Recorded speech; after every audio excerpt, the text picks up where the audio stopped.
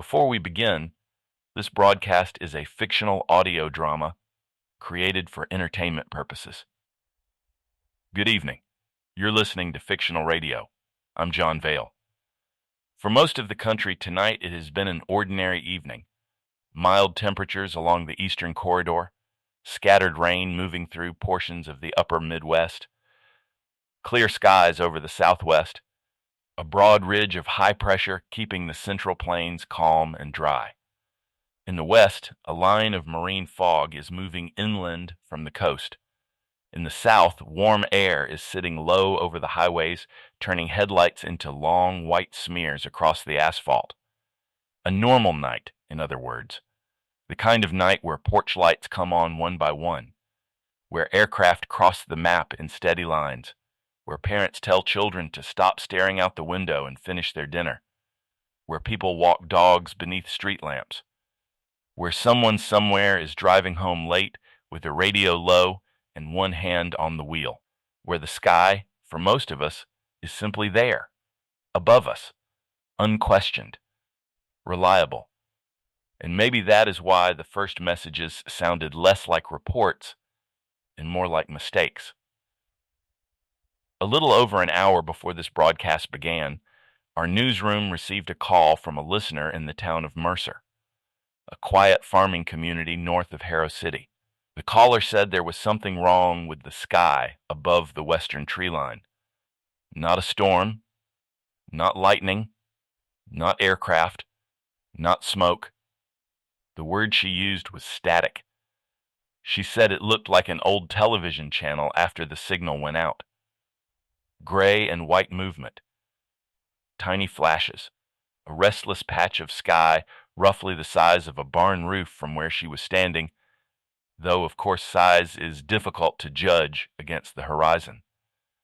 A few minutes later, another listener called from the same county, then another from 20 miles east, then another from the outskirts of North Pass.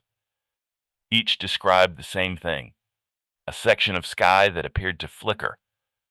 Not the stars, not the clouds, the sky itself.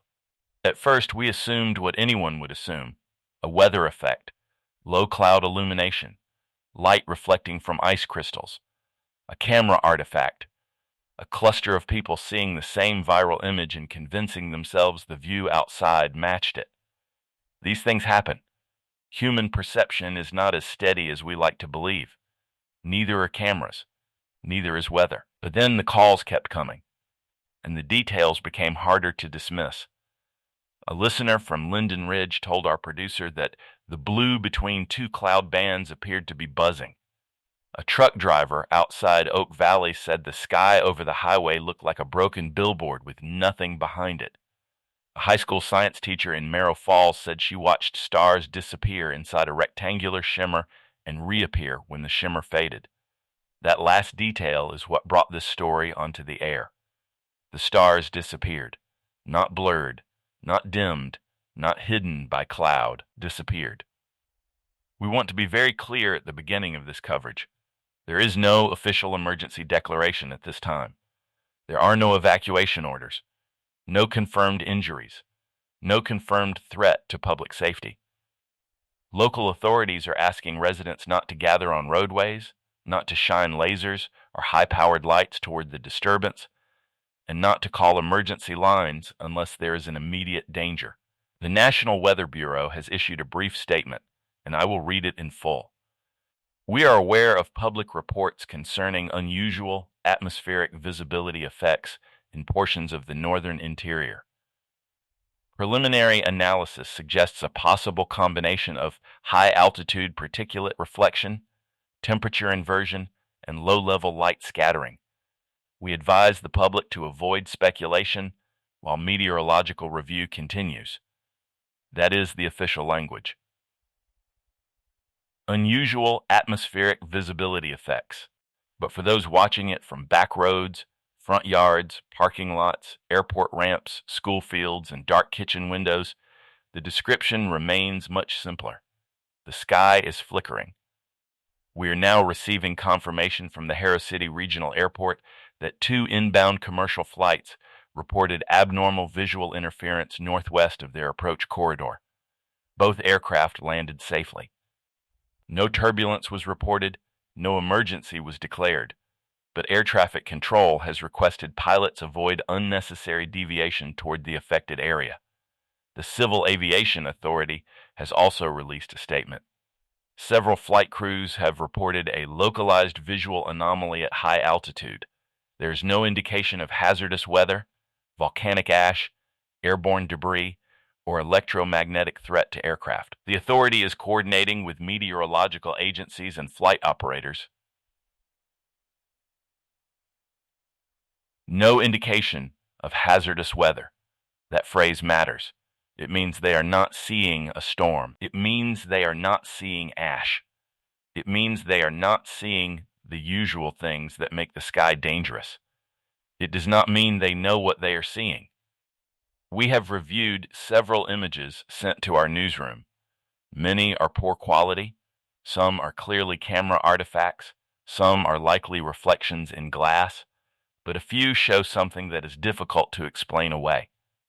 One image from Mercer County shows a dark field in the foreground, a line of trees, and above those trees a pale rectangle of moving gray light. It does not match the surrounding clouds.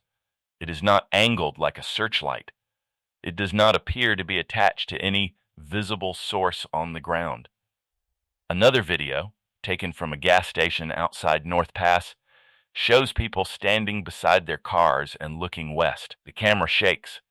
Someone says, "It's doing it again." For 2 seconds, the sky above the highway turns grainy, as if the video itself is failing. But then a strange thing happens. The streetlights below remain clear. The gas station canopy remains clear. The people remain clear. Only the portion of sky changes. That is what makes tonight's report so unsettling. If the camera were failing, everything would fail. If the air were hazy, the lights below would distort. If this were a lens issue, the frame would show it. Instead, in video after video, the world below remains ordinary. Only the sky looks damaged. We have a message from a listener named Paul in North Pass. He writes, "I'm standing in my driveway with my wife. There's a part of the sky above the elementary school that looks like television static. I can see the school roof and the parking lot lights under it. Everything below is normal. But above it, the sky looks broken." Another listener, Maribel from Linden Ridge, writes, "My son asked if the clouds were loading. That's the only way I can explain it, like the sky is trying to buffer." A third listener, whose name we are withholding, writes, "I know this sounds ridiculous, but the sky blinked and I saw daytime. Just for a second. It was night where I was standing, but inside the static it was day. We are not able to verify that last claim, but we are receiving more like it. Several witnesses now describe the disturbance thinning or skipping for a fraction of a second. In those moments they report seeing something behind it. Some say daylight. Some say unfamiliar buildings. Some say a landscape. One message says, 'I saw a road that wasn't there.' Again, we are reporting what is being described, not confirming what it means. Authorities are urging calm. The Harrow County Sheriff's Office has asked residents to stay off rural roads near Mercer, where traffic has become a problem. Deputies are moving people away from highway shoulders. County officials say the greatest immediate danger tonight may not be the phenomenon itself, but drivers stopping suddenly, pedestrians gathering in the dark, and people trying to film while standing near moving traffic. That is worth repeating. Do not put yourself in danger trying to see this. If you are driving, keep your eyes on the road. If you are near a crowd, move to a safe location. If you are sensitive to flashing light, do not stare at the disturbance.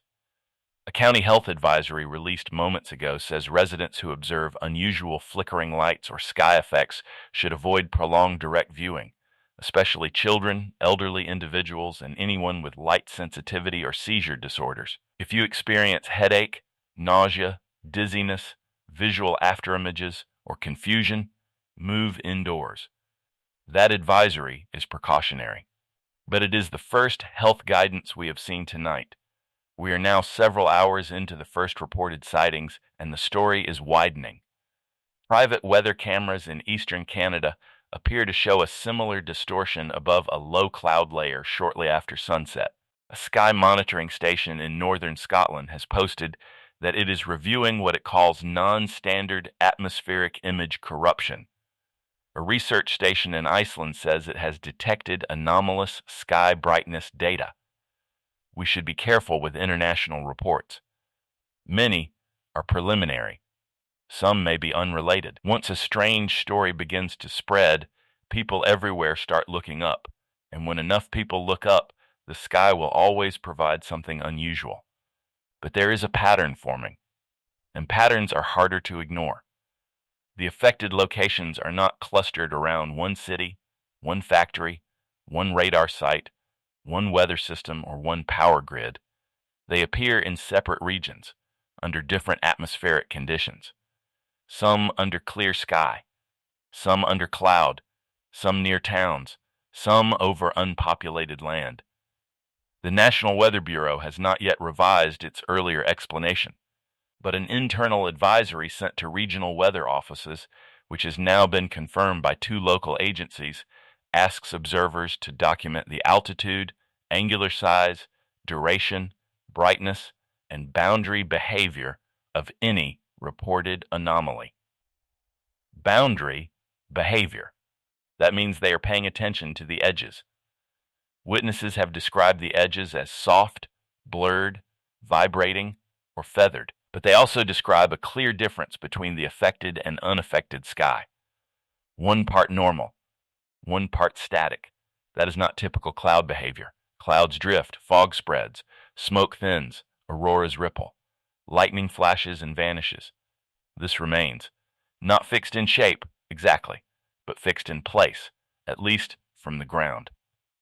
We are receiving word now that Harrow City Regional Airport has issued a temporary routing advisory. Flights are not grounded, but inbound and outbound aircraft are being directed away from the Mercer North Pass corridor where possible. The statement emphasizes that this is precautionary and that there is no evidence of collision risk, turbulence, or air contamination.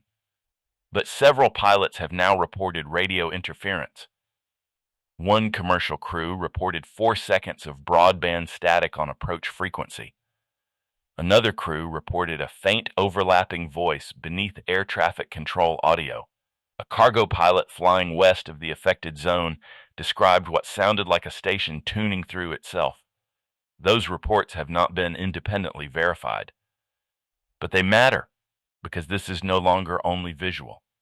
We now have possible radio effects.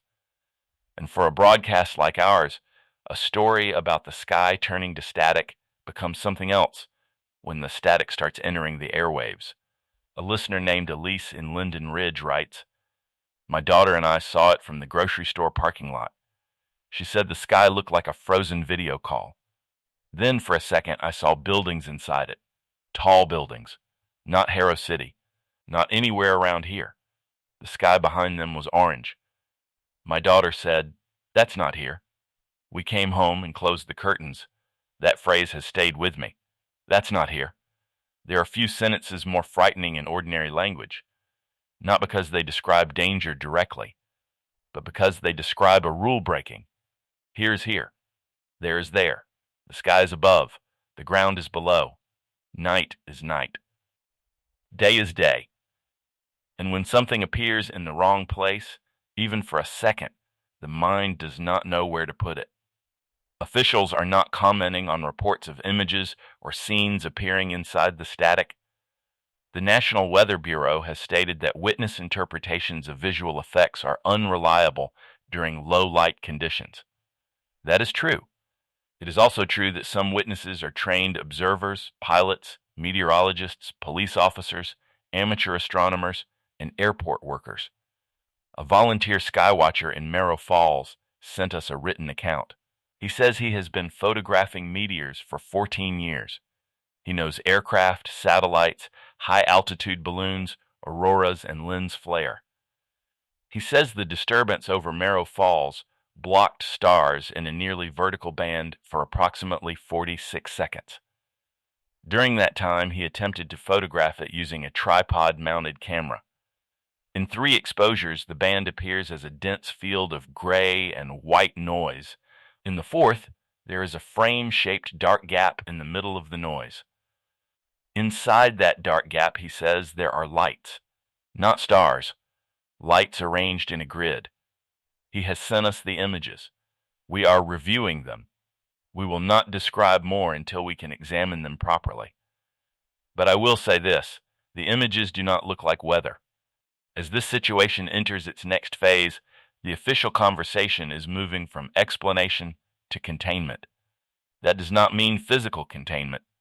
No one can put a fence around the sky. It means information containment. Agencies are asking for reports to be submitted through official channels. Airports are routing aircraft. Police are clearing roads. Health offices are advising limited viewing. Schools in several affected towns have canceled outdoor evening activities. One district has moved a high school football game indoors after players and spectators became distracted by a flickering patch visible beyond the stadium lights. Imagine that scene for a moment. A field, a scoreboard, a band in the stands, parents holding paper cups of hot chocolate, teenagers in helmets under bright lamps, and beyond the goalposts, the sky behaving like a broken screen. The school district says the cancellation was done out of caution. That phrase is everywhere tonight. Out of caution, under review, no confirmed threat, avoid speculation, remain calm. The language of control always arrives before control itself. We are now receiving an updated statement from the National Weather Bureau. I'm going to read it carefully. The National Weather Bureau, in cooperation with aviation authorities and partner observatories, is investigating reports of persistent luminous atmospheric irregularities across multiple regions. At this time, there is no evidence of severe weather, hazardous airborne material, or direct public safety threat. Residents are advised to avoid extended viewing of bright flickering phenomena and to follow guidance from local authorities. Additional updates will be provided as data is reviewed. The phrase has changed. Earlier, unusual atmospheric visibility effects. Now, persistent luminous atmospheric irregularities. That is a small change, but in official language, small changes matter. Persistent means they are not dismissing it as a flash. Multiple regions means this is not isolated. Irregularities means they are not calling it weather. We are also seeing our first statement from the National Astronomical Coordination Office, a government-linked body that coordinates observatory data during unusual sky events. Their statement says, several optical monitoring sites have recorded transient obstructions or distortions in portions of the visible sky. Current evidence does not indicate an astronomical object entering Earth's atmosphere. No meteor event, orbital debris fall, cometary body, or artificial satellite breakup has been detected in association with the reports. That rules out some possibilities. No meteor, no debris fall, no satellite breakup, no known object entering the atmosphere. But the statement does not say what it is. It only says what it is not. And tonight, that list is becoming longer. It is not lightning. It is not aurora. It is not ash. It is not a meteor. It is not a satellite breakup. It is not a storm. It is not, according to witnesses, simply camera distortion. So what remains? We are beginning to receive reports from places where the disturbance is visible indoors through skylights, high windows, and glass atriums. A hospital in Merrill Falls has moved several patients away from east-facing rooms after complaints of nausea and visual afterimages. A shopping center in North Pass evacuated its upper food court when crowds gathered under a large glass ceiling to film the sky. Again, officials say there is no evacuation order, but individual facilities are making decisions. The public is doing what the public does during the first hours of the impossible. Some are afraid, some are curious, some are angry that authorities will not say more. Some are making jokes, Some are convinced it is a hoax. Some are convinced it is the end of the world. Most, I think, are simply looking up and waiting for someone else to explain what their own eyes are seeing. A listener from Oak Valley writes, "My husband keeps saying it's just clouds. He says this while standing in the yard filming it for 20 minutes. I asked him why he's filming clouds. He didn't answer." Another writes, "My father is 82. He saw it and started crying. He said he remembers when the television would go out during storms and he would wait for the picture to come back. He said, 'Whoever is watching us lost the signal.' We do not endorse that interpretation. But I understand why an 82-year-old man would reach for the image he knows. A screen, a signal, a picture lost. Because the word static carries history. It belongs to a time when absence had texture, when a missing channel was not a black screen, but a storm of gray insects. When the world did not vanish cleanly. It hissed, it crawled, it waited. Tonight, people are seeing that texture in the sky, and it is not behaving like absence. It is behaving like interference. A new aviation bulletin has just been issued. The Civil Aviation Authority is establishing temporary sky observation corridors and asking flights to maintain a minimum lateral distance from visible anomaly columns where operationally feasible. They are not calling them columns officially, but the bulletin refers to vertically extended luminous distortion zones. Flight crews are instructed not to alter course abruptly for visual observation and to prioritize standard navigation instruments. There is one line in the bulletin that stands out. Pilots should not rely on visual horizon cues when operating near affected zones. That is important. The horizon is one of the oldest instruments human beings have.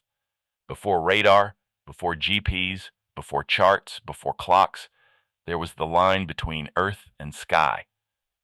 Pilots are now being told that near these zones, that line may not be trustworthy. We have reports that at least one pilot on approach to Harrow City saw the static intersect the horizon in a way that made the ground appear to shift upward. The aircraft was not in danger, but the pilot reported momentary spatial disorientation. That is exactly the kind of risk aviation authorities would take seriously. The sky does not have to fall to become dangerous. It only has to lie. We are now several hours into this event, and the affected areas continue to multiply. There are confirmed reports from at least 11 counties in 3 states. International reports remain under review. The National Weather Bureau has activated its Atmospheric Anomaly Response Group, a rarely used coordination structure for unusual large-scale optical and meteorological events. That does not mean they know what this is. It means they know ordinary channels are not enough. We are also receiving reports of power fluctuations near some of the most visible disturbances. Officials say there is no evidence that the sky effect is causing power problems. Utility companies say increased demand, traffic incidents, and local equipment issues may be responsible. But residents in Mercer, North Pass, and parts of Harrow County have reported lights dimming at the same time the static brightens. Correlation is not causation. But people notice timing. A listener in Mercer writes, "Every time it gets brighter, the lights in my kitchen buzz. When it fades, they stop. I don't know if that means anything, but I'm telling you because no one else is picking up." Another writes, "My radio went silent for about 5 seconds. Then I heard a weather report for tomorrow morning. The strange part is the station used your voice, Jon. I want to address that directly. We have not broadcast any weather report for tomorrow morning tonight. Any audio circulating that appears to contain my voice predicting future conditions should be treated as unverified and possibly fabricated. Voice imitation technology exists. Clips can be edited. We ask listeners not to spread audio without context. But we are investigating several reports of duplicated or altered broadcasts. Our engineering team has noticed intermittent interference on one of our relay feeds north of Harrow City. The interference is brief, less than 2 seconds at a time, mostly static. Once, about 20 minutes ago, there appeared to be a fragment of our own station identification played back at lower pitch. That can happen with relay loops, it can happen with equipment, it can happen when signals bounce. But tonight, every ordinary explanation arrives carrying a little more weight than it should. Because outside, people are looking up at static. We have a message from an emergency dispatcher in a county we are not naming. She writes, "We are getting calls from people saying they hear someone talking through the sky. I need to be clear, most of them are panicked and probably hearing nearby radios, phones, or other people. But 3 callers from different roads described the same phrase. They said it sounded like a woman reading numbers. We are not airing the phrase because it is unverified, but we can say this: similar number sequences have been reported under radio interference tonight. Number stations are not new. Mysterious broadcasts have existed for decades. Shortwave bands are full of strange signals. Most are explainable. Some are military. Some are tests. Some are amateurs. Some are errors. Radio has always been haunted by the living. But witnesses are not saying the numbers are coming from a radio. They are saying the sky goes bright, their devices hiss, and the numbers arrive. Officials have not commented. The National Communications Agency has issued a brief statement saying it is aware of localized interference reports and conducting spectrum analysis in coordination with federal and regional partners. Spectrum analysis. That means they are listening now, not just looking. We are moving from a visual event to an electromagnetic event, from an odd sky to a signal, and that changes the emotional shape of the night. A strange light can be weather, a strange sound can be interference, a strange image can be illusion. But when light, sound, radio, aircraft, health advisories, satellite data, and eyewitness reports begin overlapping, people start asking larger questions. Not what did I see, but what is seeing us? We do not have evidence that anything is seeing us. I want to be precise. There is no evidence tonight of intelligence behind the phenomenon. No confirmed message. No confirmed structure. No confirmed object. No confirmed agency, human or otherwise, acting behind what is happening. But fear does not wait for confirmation. Fear fills in the blank. And tonight, the blank is above us. There is now a request from local authorities in Mercer County for residents to remain indoors unless travel is necessary. This is not because of airborne danger. The county says roads are congested, emergency vehicles need access, and several minor crashes have already occurred due to distracted driving. A cyclist was injured after stopping in the middle of a road to film the sky.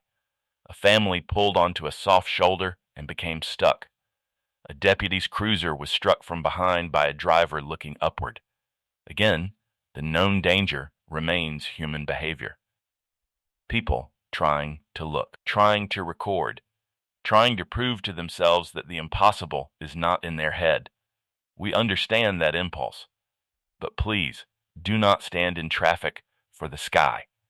If the disturbance is visible from your home, observe briefly if you must, then step away. If it causes discomfort, close blinds or curtains, keep children from staring directly at flickering light. Check on elderly neighbors who may be frightened by reports. And please remember, not every light in the sky tonight is part of this event. Aircraft are still flying, stars are still visible, satellites still pass overhead, clouds still move. The ordinary sky has not vanished, at least not everywhere. We are now receiving an update from the National Astronomical Coordination Office. Their monitoring network has confirmed that in at least 4 affected regions, stars behind the static zones are not being recorded by optical instruments during peak brightness. Infrared instruments show reduced returns as well, though data is incomplete. This is a significant development. If accurate, it means the phenomenon is not merely a visual illusion in the human eye. It is affecting instruments. The office states, temporary loss or degradation of background star visibility has been observed in association with luminous distortion events. The mechanism remains unknown.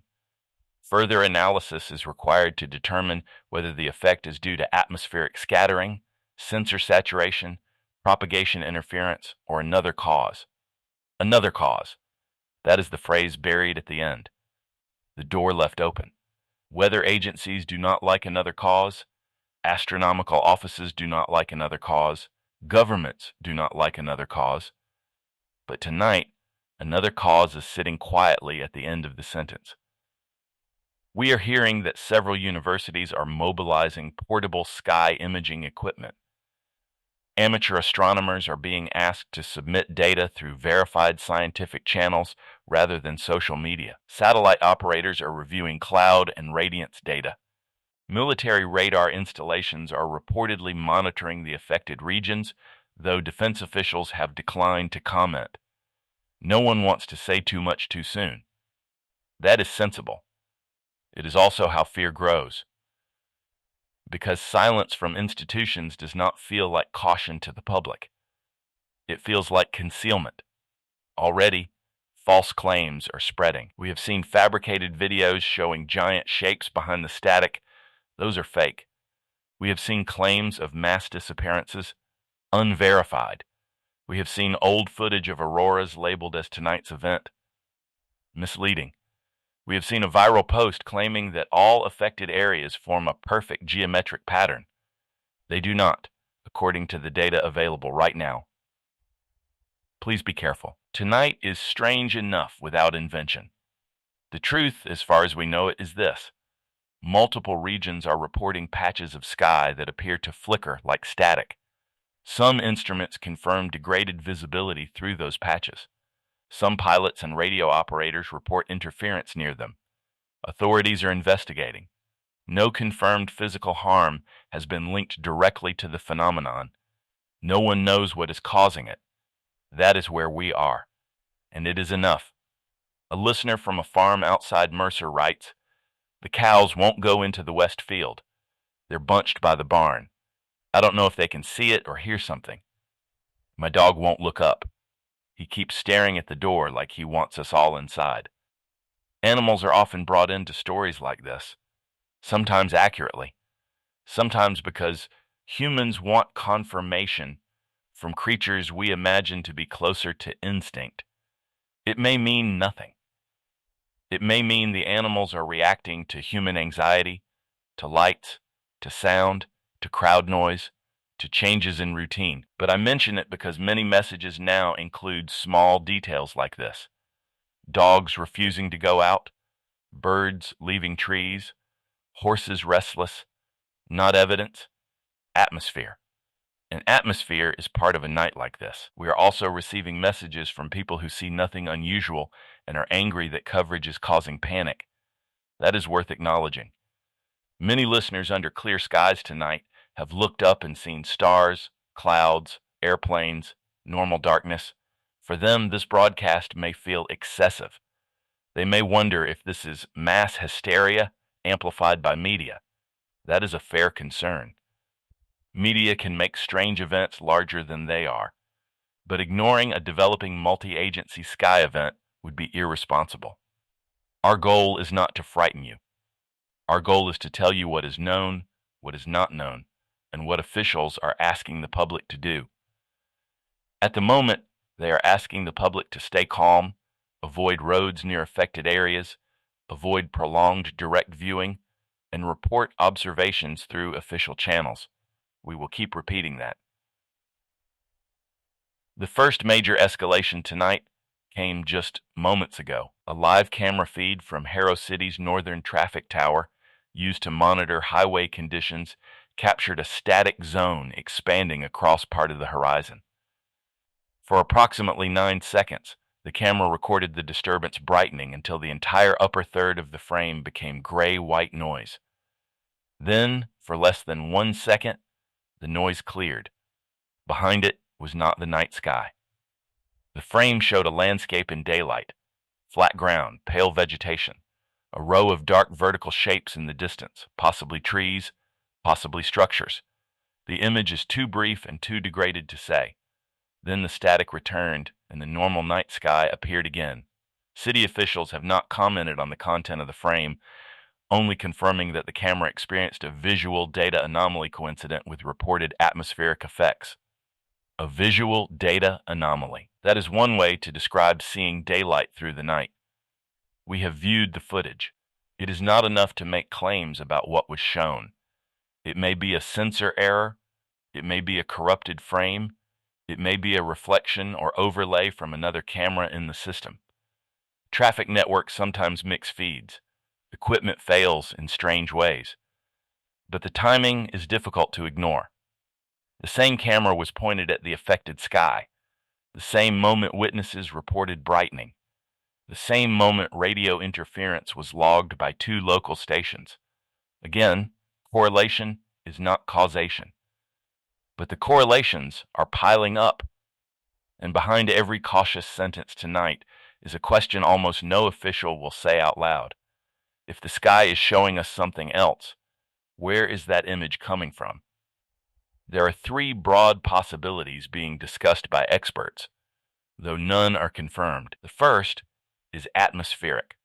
Some unknown interaction of charged particles, moisture, temperature, and light is producing static-like distortions. This remains the safest explanation. It requires no new physics, no hidden object, no intelligence. It only requires the atmosphere to be stranger than expected. The atmosphere is often stranger than expected. The second is technological. A human-made signal, projection, interference pattern, or sensor disruption is creating the effect. That could involve satellites, military systems, experimental communications, or some failure in modern infrastructure. There is no evidence for this yet, but the involvement of radio interference and camera anomalies makes it a natural suspicion. The third is the one scientists will not discuss publicly, without evidence, and we will not treat as fact. That the affected sky is not simply being distorted, it is being occluded, blocked, replaced. That when people say they see daylight or buildings or roads inside the static, they may not be hallucinating or misreading noise. They may be seeing through something or into something. Again, there is no proof of that, but the question is now in the room. And once a question like that enters a night, it does not leave. The governor's office has issued a statement. At this time, residents should remain calm and follow all local guidance. State emergency management is coordinating with weather, aviation, communications, and public safety agencies regarding reports of unusual sky conditions in several counties. There is no evidence of an immediate threat to life or property. We ask the public to avoid spreading rumors and to keep roadways clear. Unusual sky conditions. That is the broadest phrase yet. Not weather, not optical effects, sky conditions. We are also hearing that the governor has been briefed by federal officials and that a multi-agency coordination call is underway. That is expected. It does not mean the situation is worse than described. It means too many agencies are now involved for local handling. Weather, aviation, communications, astronomy, health, emergency management. When a phenomenon touches that many systems, even slightly, it becomes a government problem. And when the government becomes involved in something the public can see overhead, trust becomes part of the emergency. A listener named Daniel writes from Harrow City, "I don't think people are panicking because the sky looks weird. They're panicking because every official statement sounds like it was written by someone trying not to say what they saw. That may be unfair, but it is emotionally accurate. Official language protects against error. It also protects officials from fear. The rest of us do not have that protection. We have windows. And tonight, a lot of people are standing at them. The Harrow City Police Department is now asking residents not to gather downtown near reflective glass towers. Apparently, crowds have formed because the static is visible reflected in office windows, and some people believe the reflections show different images than the sky itself. Police say there is no evidence of that and are treating the gathering as a public safety concern. But we have received several messages about reflections. One listener writes, "When I look at it directly, it's static. When I look at it in the window, I see a hallway." Another writes, "My bathroom mirror showed the flicker even though the window faces the wrong direction." We cannot verify these reports, and I want to be careful here because reflection stories move quickly into rumor. Fear changes ordinary surfaces. A flickering television in a dark room can make a mirror look alive. A phone screen can reflect a window can reflect a room. People can see patterns where none exist. But the reports are coming in, and we are logging them. Not because we know they are true, because if a pattern emerges, someone needs to have written it down. Several hospitals in affected counties are now reporting increased visits for anxiety, dizziness, headaches, and visual disturbance. Doctors are advising that people avoid repeated viewing, turn off looping videos of the phenomenon, and reduce exposure to flashing footage online. That last part matters. Even if you are nowhere near an affected region, watching unstable, flickering images for long periods can make you feel unwell. If you are listening and not watching, perhaps keep it that way for now. Radio has its limits. Tonight, that may be a mercy. We are now approaching the point where the first reports are no longer isolated incidents, but part of a continuing event. The static zones have persisted in some areas for over 2 hours. Others appear, fade, and return. Some remain fixed low on the horizon. Others have been reported overhead. One of the most troubling new reports comes from a small observatory outside Merrow Falls. The observatory's director says their telescope was aimed away from the main visible disturbance when the image feed suddenly filled with static. Not the sky outside the dome, not the horizon. The telescope feed. The instrument was pointed at a clear region of sky. For 17 seconds, the feed showed gray-white noise. Then the image returned. During those 17 seconds, the telescope tracking system recorded a location mismatch, as if the telescope were pointed somewhere else entirely. But its motors did not move. That report is preliminary, but if confirmed, it suggests the disturbance may not be limited to the visible patches people can see. It may affect lines of sight that appear normal. The observatory director wrote one sentence in the technical note that has already begun circulating among scientists. The obstruction may not be spatially continuous.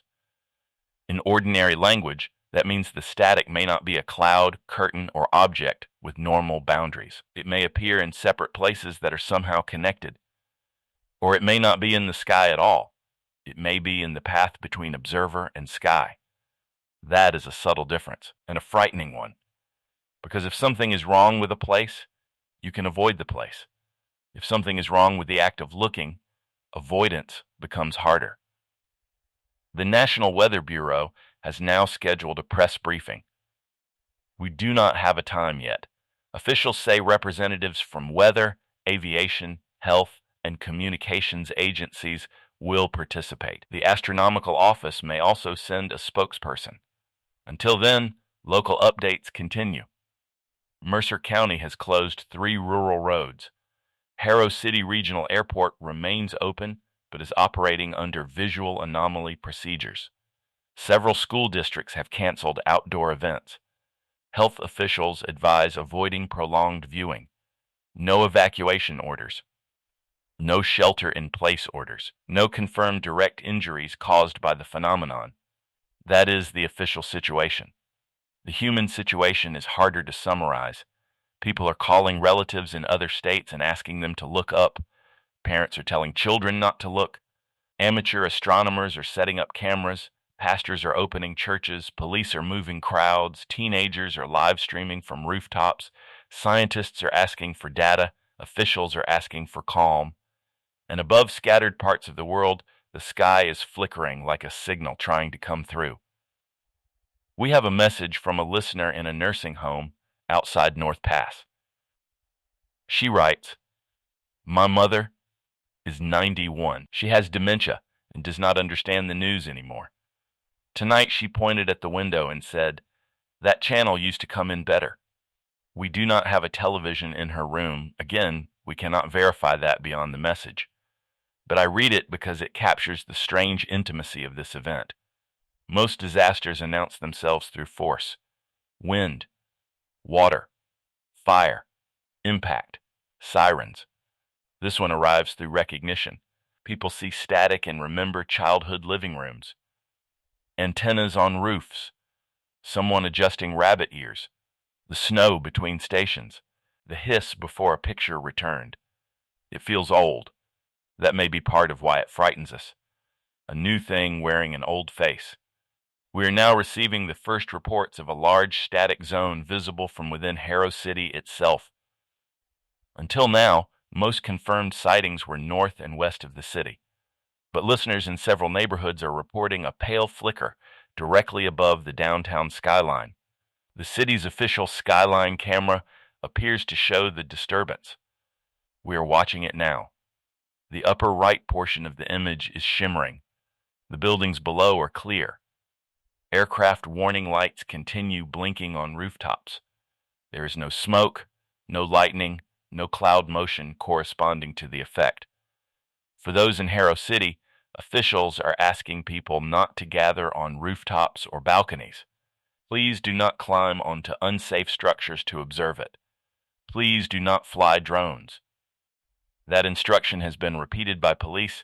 Do not fly drones near the affected area. Several drones are already being reported near downtown, and authorities warn that distracted drone operation could interfere with emergency helicopters or create hazards over crowds. As the static becomes visible over a major city, the story changes again. Millions more people can now see it, and the question of panic becomes more immediate. We are monitoring social feeds, official alerts, hospital updates, airport operations, and communications traffic. At the moment, the city remains functioning. Trains are running. Power is on. Cellular networks are strained but operational. Traffic is heavy in areas with clear views of the skyline. The sky over Harrow City is now partially flickering. That sentence will sound absurd to anyone waking up tomorrow and reading it cold. But tonight, it is simply the update.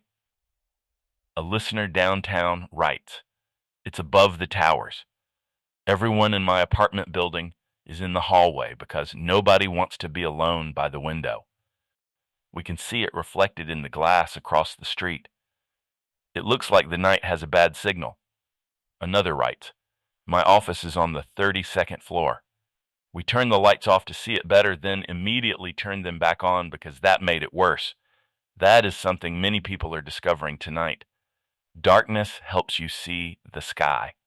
It also makes the sky feel closer." We are waiting now for the official press briefing.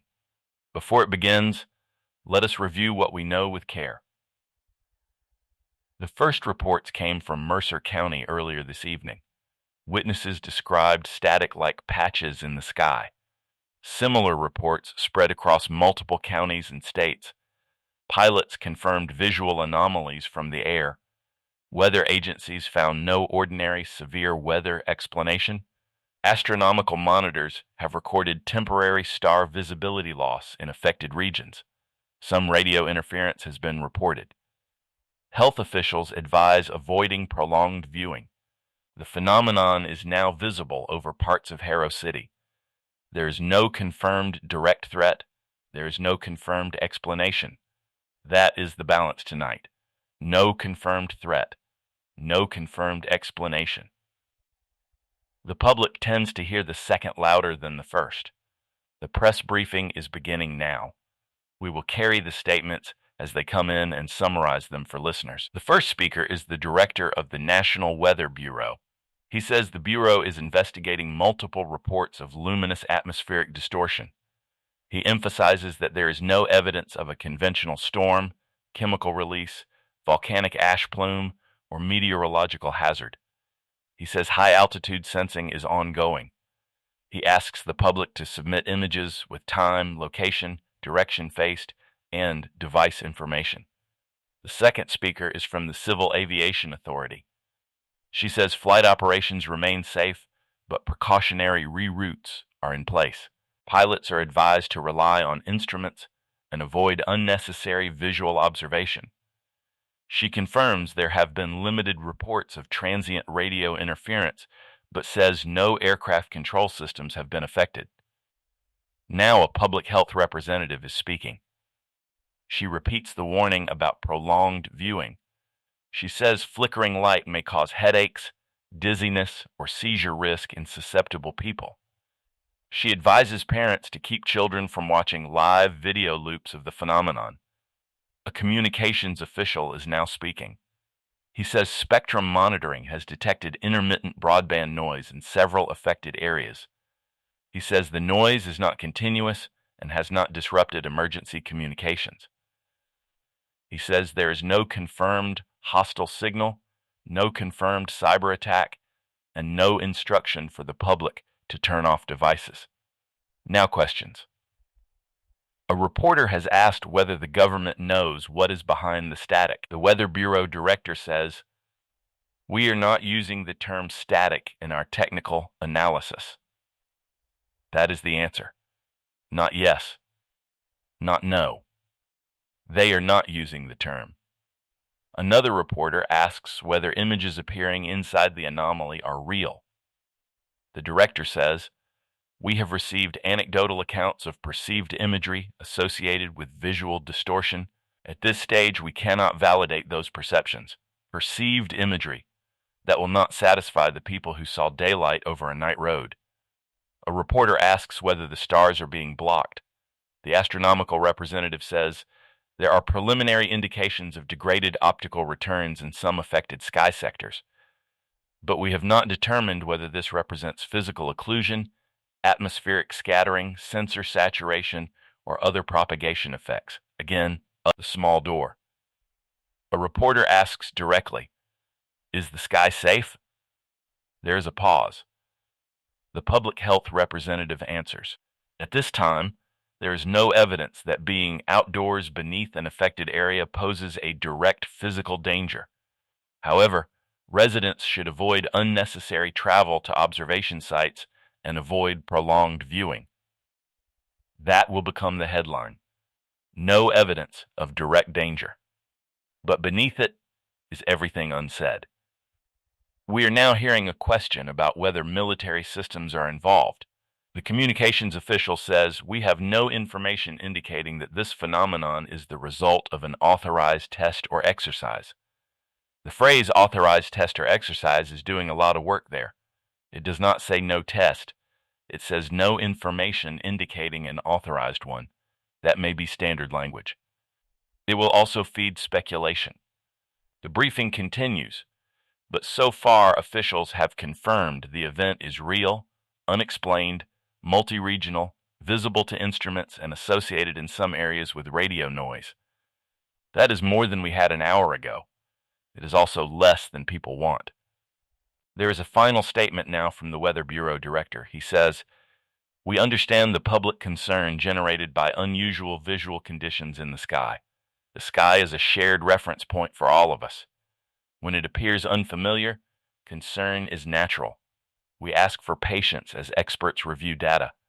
The most helpful thing the public can do is remain calm, avoid unsafe observation, and allow authorities to work." That is perhaps the most human thing said so far. The sky is a shared reference point. Yes, that is exactly why tonight feels different. A fire can be local. A flood can be local. A power outage can be local. But the sky belongs to everyone. Even when the event is only visible in certain places, the idea of it spreads everywhere, because everyone has a sky, and everyone knows what it is supposed to do. We are now entering a difficult part of the evening. The novelty has worn off. The first official briefing has ended. The phenomenon remains. People who expected an answer did not get one. People who expected the static to fade are still seeing it. People outside affected zones are watching videos and wondering if it will appear above them next. This is the stage where rumor becomes faster than fact. So let's clear away what we can. There is no verified evidence tonight of aliens. There is no verified evidence of a portal. There is no verified evidence of a secret weapon. There is no verified evidence that anyone has disappeared into the sky. There is no verified evidence that looking once at the phenomenon causes harm. There is no verified evidence that the world is ending. There is, however, a real unexplained phenomenon affecting portions of the visible sky. It is okay to be unsettled by that. You do not need to invent more fear to justify the fear you already feel. Reality has done enough. A listener named Priya writes from Harrow City. I'm a rational person. I work in accounting. I don't believe in conspiracies. I don't scare easily. But I looked at it for maybe 10 seconds, and I had the strongest feeling that I was not looking at something in the sky. I was looking at something covering the sky. I closed the blinds, and now my apartment feels too small.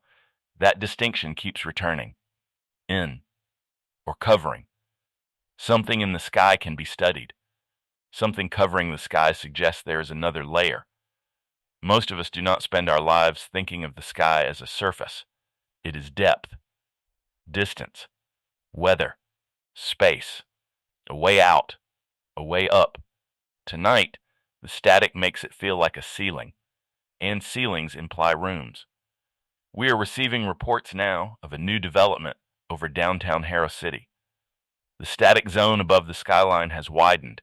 It now appears as a broad, irregular band stretching from the northern tower district toward the river. City cameras show a flickering gray-white field above the tallest buildings. The band is not touching the buildings. It remains high above them, though witnesses disagree on how high.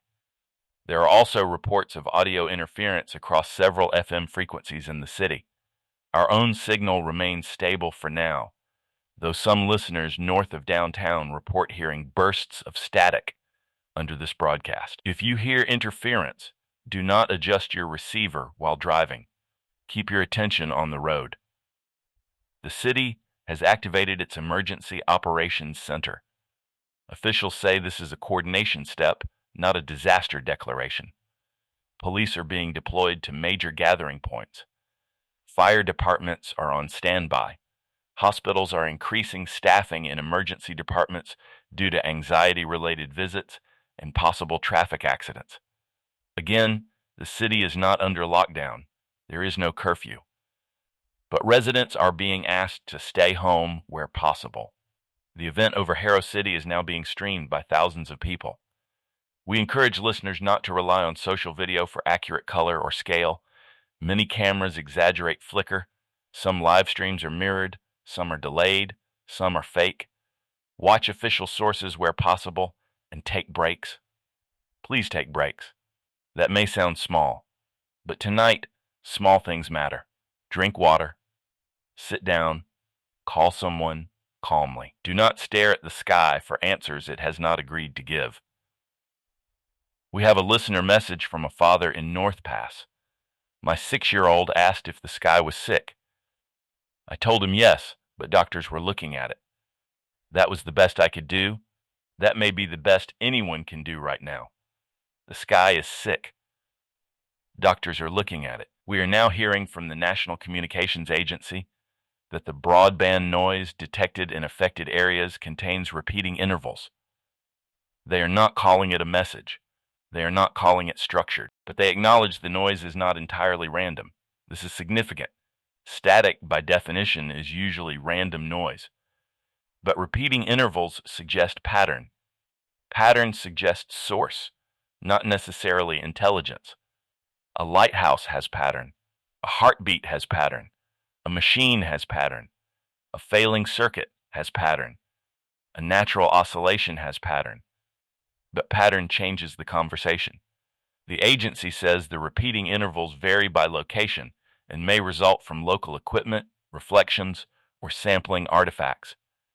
They are asking amateur radio operators not to transmit toward affected bands unless authorized, and not to flood emergency frequencies with reports. That request tells us something else. Amateur radio operators are already listening. Of course they are. When the sky turns to static, the people who love static become first responders of a kind. Somewhere right now, in basements and spare rooms and garages, people are turning dials slowly, writing down bursts, comparing frequencies, trying to hear the shape of the unknown.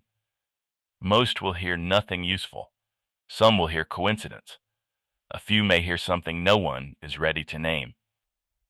We have received an audio file from a licensed radio operator outside Mercer. We are not going to play it yet. Our engineers are reviewing it. The operator claims the recording was captured during a brightening of the sky patch. Beneath the noise, there appears to be a voice. It is faint. It may be bleed over from another station. It may be a false pattern in noise. Human brains are very good at finding voices where none exist.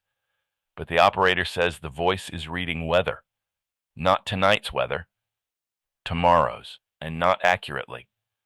It describes a city under clear morning skies while, according to forecast models, that city should be under heavy rain. That city is Harrow. We will not treat that as fact. But we are watching tomorrow's forecast now with more attention than we expected. The official weather forecast for Harrow City tomorrow morning remains rain, beginning before dawn and continuing through midday. If the alleged transmission says clear skies, it is likely wrong. And yet tonight has made the word likely feel less sturdy. A new update from Harrow City. Public transit remains operational, but experiencing delays due to crowding and traffic. Several elevated train platforms with clear views of the skyline have been temporarily closed because passengers were lingering and refusing to board. The Transit Authority asks riders not to stop on stairs, bridges, or platforms to film. There is something almost absurd about that. The sky may be undergoing an unexplained luminous distortion event, and the Transit Authority still has to say, "Please keep moving." Civilization is mostly that. Please keep moving. Please stand behind the line. Please do not block the doors. Please have your fare ready. Please remain calm while the impossible occurs overhead. We are now getting word that a second major urban area, Bellwether, has reported a visible static band over its western suburbs. Bellwether is several hundred miles from Harrow. Weather conditions there are different. Clear sky, low humidity, light wind. Yet the description is familiar. A pale gray flickering strip, stars missing behind it, radio interference on local bands. This strongly suggests the event is not limited to one regional weather system. Officials have not confirmed a connection, but the similarities are obvious. Two cities, multiple rural zones, possible international sightings, no clear weather link, no known astronomical object, no confirmed source. The map is changing, and when the map changes, human imagination changes with it. People begin drawing lines. Some lines will be false. Some may matter. Scientists will need data before they know which is which. The rest of us have the night. A listener from Bellwether writes, "I heard your broadcast online because people here started sharing it. We laughed at first. Then my sister called from the porch and said, 'It's here too.' I have never gone from mocking something to fearing it so quickly. That is how many crises spread now. Not through sirens, through disbelief collapsing. A person sees a story. They doubt it. They joke. Then the story appears outside their window. The emotional distance between impossible and personal can be very short. We are now receiving an alert from the National Astronomical Coordination Office. It says orbital weather satellites passing over affected regions have recorded localized radiance inconsistencies not fully matching ground-based visual reports. In simpler terms, some satellites see something, but not exactly what people on the ground see. That complicates matters. If the phenomenon were a simple cloud-like object in the atmosphere, satellites and ground observers should have related perspectives. If it is a light effect dependent on viewing angle, they may differ. If it is electromagnetic interference affecting sensors, they may differ. If it is something stranger, we do not yet have the vocabulary. The office also says one satellite experienced a brief star tracker fault while passing above the northern interior. Star trackers are instruments spacecraft use to orient themselves by recognizing star patterns. The fault lasted less than 6 seconds and corrected automatically. No satellite was lost, but a spacecraft briefly failed to recognize the stars. There are sentences tonight that sound like poetry written by a machine. A spacecraft briefly failed to recognize the stars. That is not cause for panic. It is cause for attention. The sky is not just scenery. It is infrastructure. Ships once used it. Aircraft still rely on horizons. Satellites use stars. Animals migrate by it. Farmers watch it. Children learn the world by dividing it into ground and sky. When the sky becomes unreliable, the disturbance is not only above us. It enters every system built on the assumption that above is stable. We have another update from the National Communications Agency. They are asking radio broadcasters in affected regions to maintain normal programming unless instructed otherwise, avoid rebroadcasting unverified signal captures, and preserve logs of any interference. We will comply. We will continue broadcasting. We will not air unexplained audio unless we can provide context. But we will tell you when it exists, because silence also becomes a kind of distortion. For those just joining, this is Fictional Radio. I'm Jon Vale. We are following an unfolding, multi-region sky phenomenon in which portions of the visible sky appear to flicker like static. Officials are investigating. Aviation routes have been adjusted. Health authorities advise avoiding prolonged viewing. No direct physical threat has been confirmed. The cause is unknown. The cause is unknown. Those 4 words are the center of the night. We are now hearing from several houses of worship across affected communities. Some have opened doors for people afraid to be alone. Emergency management officials say that is acceptable as long as gatherings remain orderly and do not block roads. Mental health hotlines are reporting increased call volume. Counselors are advising people to limit exposure to alarming footage and maintain routine where possible. Routine. Again, small things. Feed the dog. Charge your phone. Close the blinds if you need to. Leave the radio on if it helps. Turn it off if it does not. Fear often pretends that constant attention is safety. It is not. Sometimes safety is knowing enough and then stepping away. We have just received a new eyewitness account from a maintenance worker at the Harrow City Planetarium. He was outside adjusting a service gate when the downtown static band brightened. He says the planetarium dome reflected the flicker across its curved surface. For a moment, he saw not static, but a clean image of a blue sky with 2 suns. 2 suns. We cannot verify that. It may be reflection, distortion, imagination, or false report. But similar reports of unfamiliar skies are now appearing. Orange sky, white sun, black ocean, roads with no cars, buildings with no windows, a field of tall dark shapes, a hallway, a coastline under green lightning. Most of these are likely misperceptions. But the volume is growing. Officials will call them anecdotal, and they are. But every official fact begins its life as someone's anecdote. Someone sees, someone says, someone writes it down, someone else checks. Tonight, many people are seeing. The checking has only begun. The governor's office has now declared a state-level monitoring emergency. This is not a disaster emergency and does not impose restrictions on residents. It allows agencies to share resources, activate coordination systems, and request federal assistance more easily. The governor will speak later tonight. The phrase monitoring emergency may sound strange, but it fits. This is an emergency of observation. No floodwater to pump, no fire line to cut, no debris field to search, just a sky that must be watched carefully without being stared at too long. That contradiction captures the entire event. Look, do not look too much. Record, do not gather. Stay informed, do not panic. Trust your eyes, do not trust your interpretation.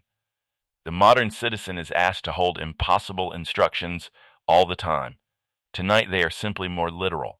We have received a report that the static over Harrow City has begun to make the surrounding stars appear to move.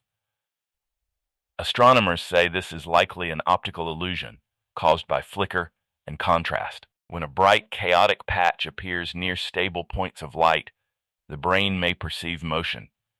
This is a known effect. Still, the messages are unsettling.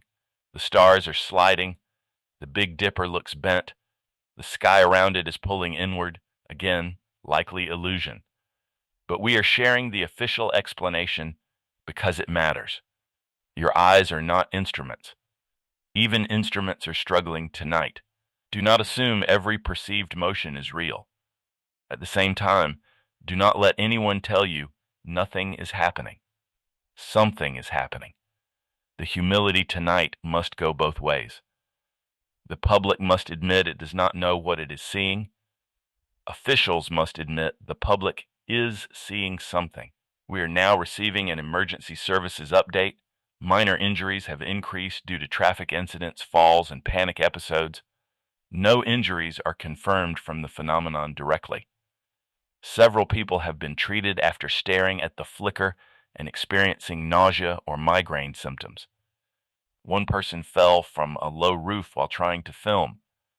Another crashed a vehicle into a parked car while looking at the sky. Please do not climb. Please do not drive distracted. Please do not gather in roads. I know those warnings sound mundane beside the larger question, but mundane warnings save lives. The unknown may not hurt anyone tonight. Curiosity already has. A listener named Omar writes, I work night security at a warehouse. The static is visible through the loading bay. I was scared at first, but after a while I got angry. The sky doesn't get to do this during my shift. I still have to check doors. There is something comforting in that. The sky doesn't get to do this during my shift. Human beings are strange and stubborn. We can be terrified and still annoyed. We can witness the impossible and still think about our jobs. A warehouse door still needs checking. A train still needs dispatching. A child still needs comfort. The dishes still sit in the sink beneath the flickering sky. We are now seeing the first signs that some static zones may be weakening. Reports from the original Mercer County area say the western patch has dimmed significantly. Stars are visible through parts of it again. The field of gray-white noise is less dense. Deputies say some crowds are dispersing. That is encouraging. But before we treat this as resolution, other zones are intensifying. Bellwether's western suburbs report a brighter band. Harrow City remains active.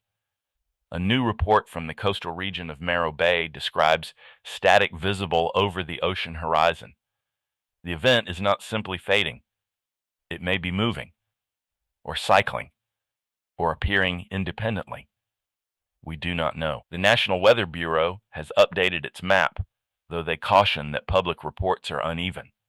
The map now shows clusters across inland northern counties, Harrow City, Bellwether, and possible coastal observations.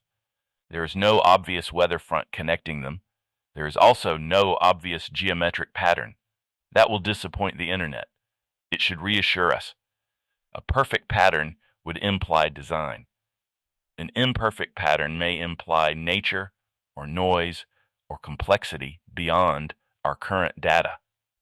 Of course, nature can still be frightening. A storm does not need intent to kill. A virus does not need malice to spread. A fault line does not hate the city above it. Intent is not required for danger. But it changes the kind of fear. Tonight, we do not know which kind we are dealing with. We have now confirmed that several major observatories outside affected areas are turning instruments toward reported static zones.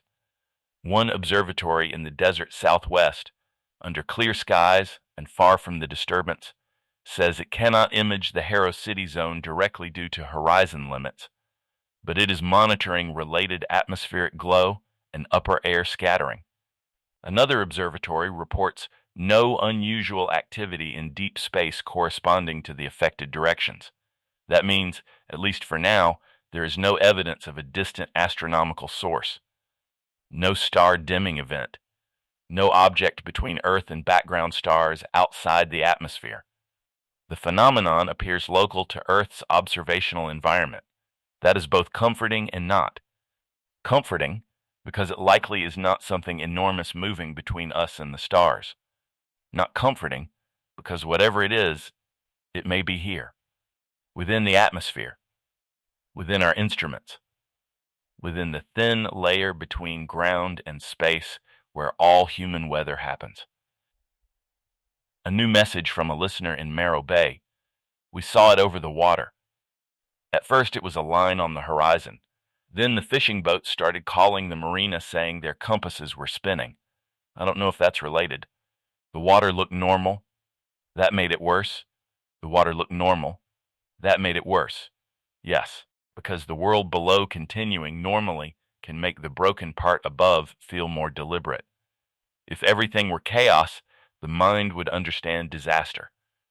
But when only one rule breaks, reality feels selective. We are waiting now for the governor's remarks. Before that, another official advisory has been issued for schools. Districts in affected areas are being told to prepare for possible delayed openings tomorrow, not because of direct danger, but due to overnight monitoring, transportation concerns, and student anxiety. Counselors are being advised to prepare age-appropriate explanations. How do you explain this to a child? Perhaps the same way one father did. The sky is sick. Doctors are looking at it. Do not stare. Stay near people who love you. That may be enough. The governor is speaking now. She begins by acknowledging that many residents are frightened by what they are seeing. She says agencies are working through the night. She emphasizes that no evidence currently indicates a direct threat to life or property. She asks residents to stay indoors if they do not need to travel, to keep roads clear, and to avoid spreading unverified claims. She says, "We do not yet know the cause of these visual disturbances. We will not pretend otherwise." That is important. We will not pretend otherwise. A rare sentence in public crisis language. She continues, "Not knowing the cause does not mean we are helpless. We are gathering data.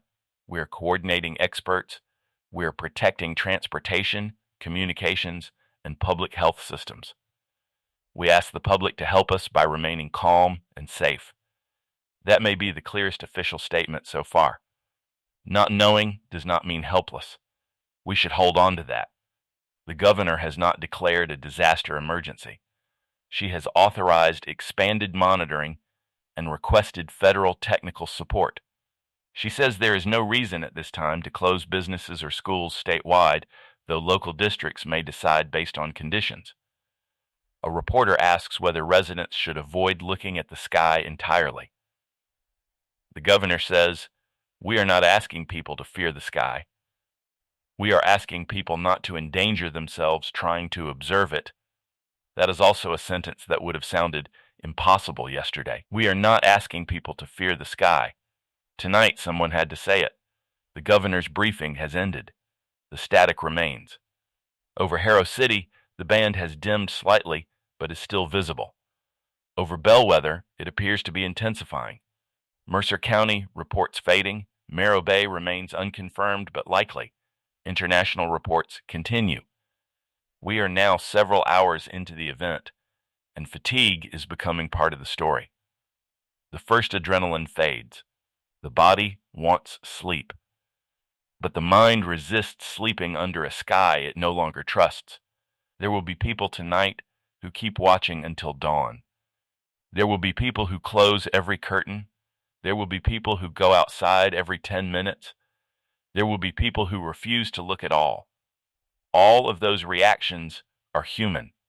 None of them, by themselves, are foolish. What matters is safety. Do not drive unnecessarily. Do not climb. Do not stare until you feel ill. Do not spread claims that will send frightened people into the streets.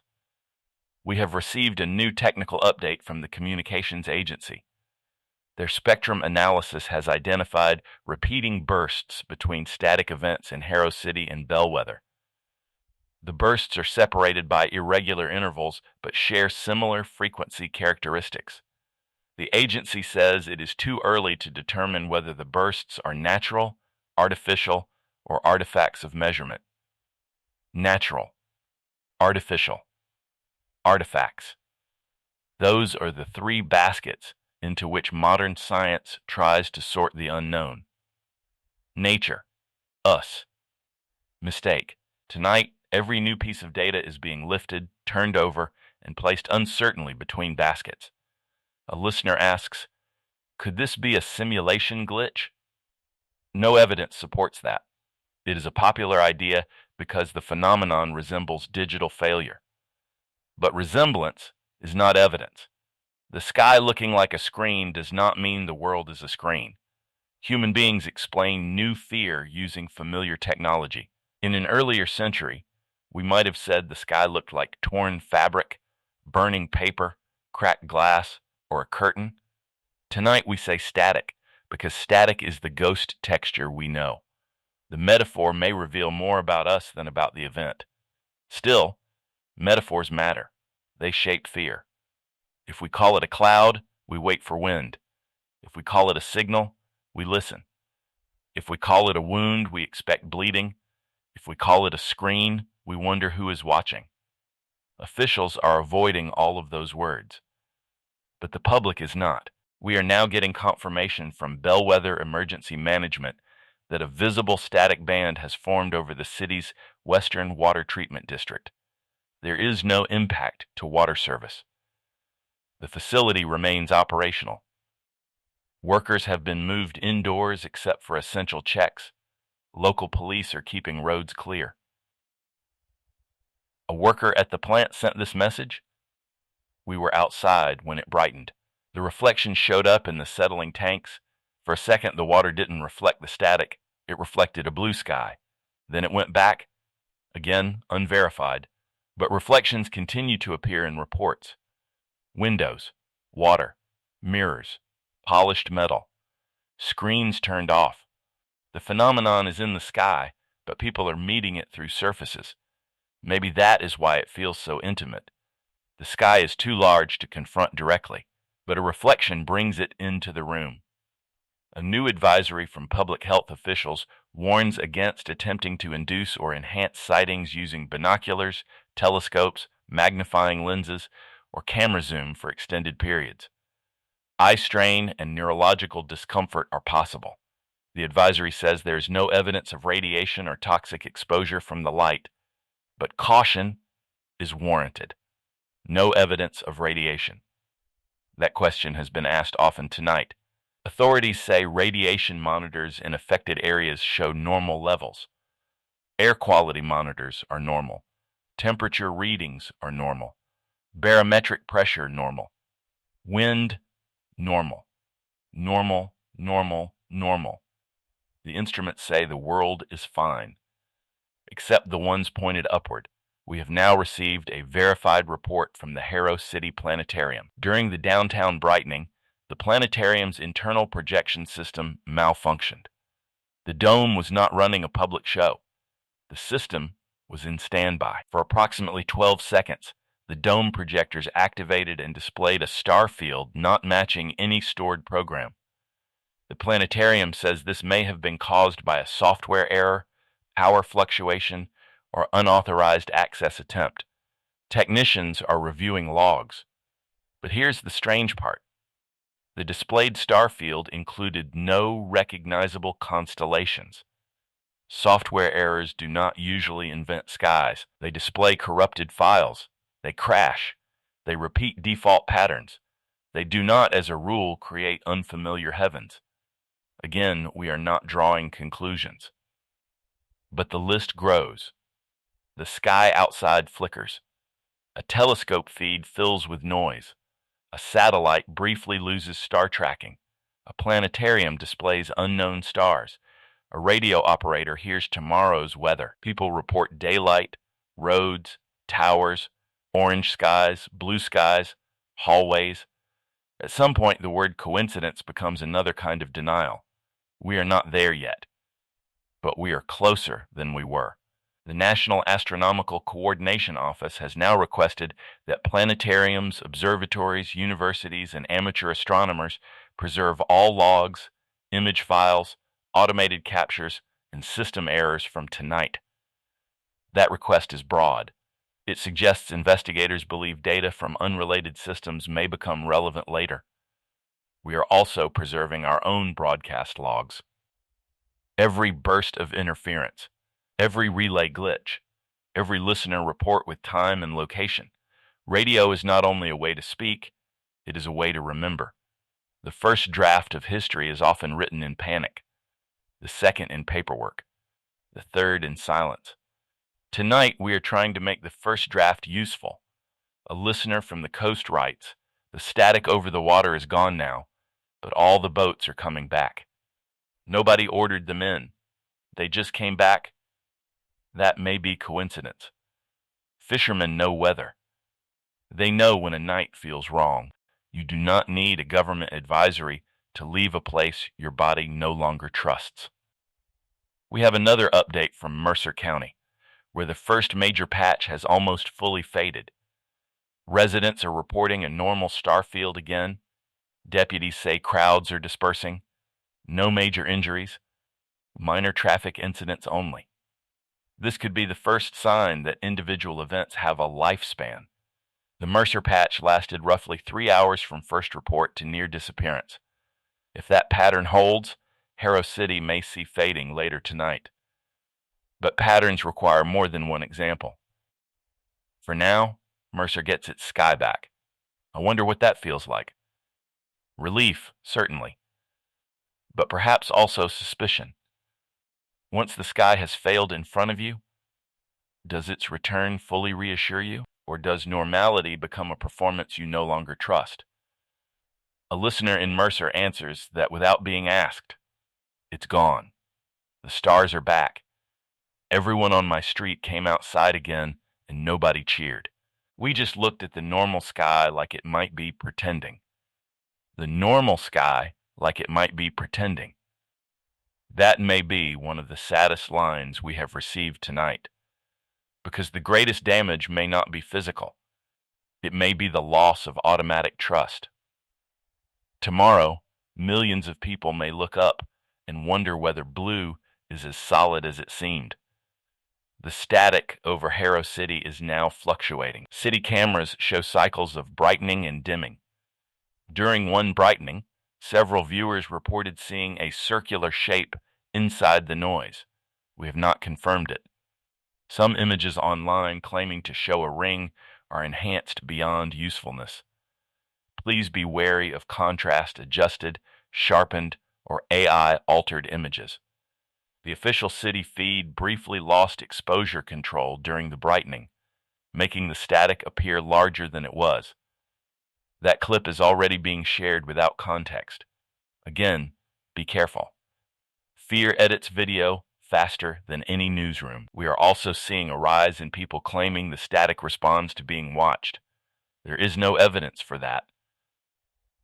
Events may seem to brighten when more people look simply because people report brightening more when they are paying attention.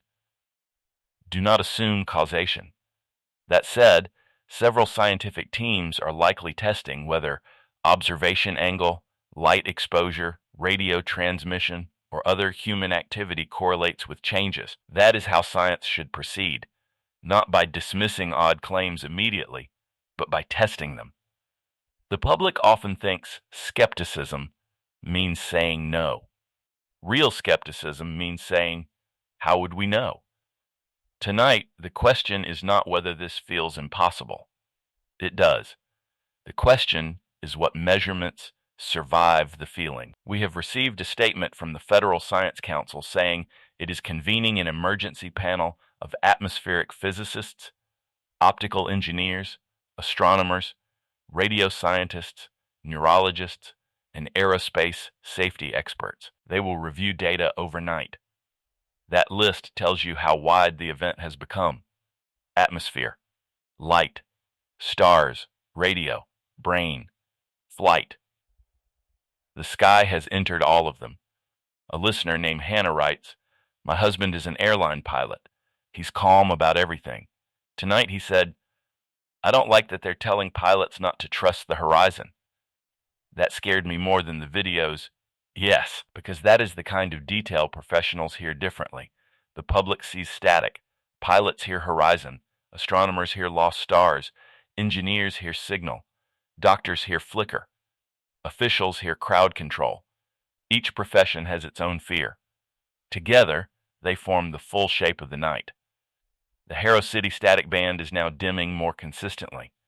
It remains visible, but the bright peaks are weaker. Stars are intermittently visible through the edge. Police report crowds downtown are thinning, though some remain on sidewalks and in parks. Transit delays continue. If you are in Harrow City, officials still advise staying off roads unless necessary. Bellwether remains active. Merrow Bay uncertain. New minor reports are coming from rural southern districts, though some may be unrelated cloud effects. The event may be entering a scattered phase. That does not mean it is ending. It means the dramatic first wave may be passing, or changing, or moving beyond our current observation. Several listeners have asked whether dawn will stop it. We do not know. If this depends on night sky contrast, sunrise may make it harder to see. If it depends on atmospheric conditions, daytime heating may change it. If it involves radio or sensor effects, daylight may not matter. Some early reports describe daytime glimpses inside the static, but the phenomenon itself has mostly been observed after dark. Morning will answer some questions. It may ask others. We are now receiving an odd but verified update from the Harrow City Planetarium. The unknown star field displayed during the malfunction has been compared against several astronomical databases. No match. That is not surprising if the image was corrupted. But technicians say the star field was internally consistent enough to appear like a real sky from a specific vantage point. Let me explain that. Random dots are random. A real sky has structure, brightness distribution, clusters, gaps, relationships. If you simulate or photograph a star field, it has statistical properties. The planetarium image apparently had those properties, but did not match known views from Earth. That does not mean it came from another place. It could be generated, it could be a software artifact, it could be a test file no one remembers. But investigators are now taking it seriously enough to preserve the system hardware. The sky outside flickers. Inside, a dome built to imitate the sky briefly displays one no one recognizes. There is a symmetry there that I do not like. We are now receiving a report from a hospital in Bellwether. During a brightening of the static band, several patient monitors in one wing recorded brief visual interference on screens. No vital sign data was lost, no devices failed. The hospital says patient care was not affected. Engineers are checking for power quality issues. Again, this may be mundane. Hospitals are full of sensitive equipment. But tonight, mundane events gather under the same shadow. The communications agency says emergency channels remain stable. That is important. Whatever interference is occurring, it has not compromised emergency response systems at scale. Please continue to use emergency numbers only for emergencies. Do not call to report visual sightings unless instructed by local officials. Do not call to ask whether the sky is safe. The people answering those phones do not know more than the official statement, and they need lines open. We have a listener message from a dispatcher. Please tell people we are scared too. But we still have to answer heart attacks and fires and car crashes. If you call just to scream about the sky, someone else may wait longer, so I am telling you. They are scared too. Let them work. The Harrow City Band has now faded to a faint shimmer. Officials are not declaring the event over. But for many residents, the visible static is becoming harder to see. Some stars are returning. The skyline looks more normal. Bellwether's band remains bright. The pattern, if there is one, may be westward or independent. We do not have enough data. But as one city exhales, another holds its breath. This is how a distributed crisis feels. No single climax, no single siren, just one community after another entering the same impossible room. We are now hearing that the first Mercer County scientific team has arrived at the original observation area. They are setting up instruments even though the visible phenomenon has faded. They will measure residual electromagnetic conditions, atmospheric particles, temperature layers, and background radiation. They will probably find many normal readings. Normal readings are still useful. They define the absence. Science often advances by learning what did not happen. But the public wants the presence. What was it? What did it show? Will it come back? No instrument can satisfy those questions tonight. Not yet. We have another message from Mercer. My little brother asked where the static went. My mom said, away. He asked if away was a place. Away is a place in children's minds. Adults pretend it is not. We say something went away as if that ends the matter. But away has direction. Away has distance. Away has somewhere. If the static went away, where did it go? Perhaps nowhere. Perhaps it faded like mist. Perhaps it was never a thing, only a condition. But tonight, even the word away feels like a door left open. The Federal Science Council has now issued a preliminary classification for the event, Transient Sky Distortion Phenomenon. TSDEEP. There it is, the acronym stage. Every crisis eventually receives a name that can fit in a memo. Transient Sky Distortion Phenomenon. It is not poetic. It is not frightening. It is useful. TSDEEP reports are now being centralized through a national portal. Citizens are asked to submit observations only once, with location, time, direction, duration, photos or video if available, and any physical symptoms. Authorities ask people not to submit edited videos, jokes, duplicates, or AI-generated content. The fact that they have to say that is very modern and very sad. The sky breaks.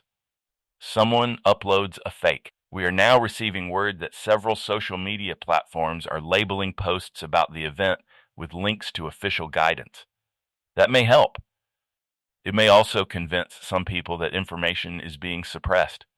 There is no way to manage a public mystery without becoming part of the mystery.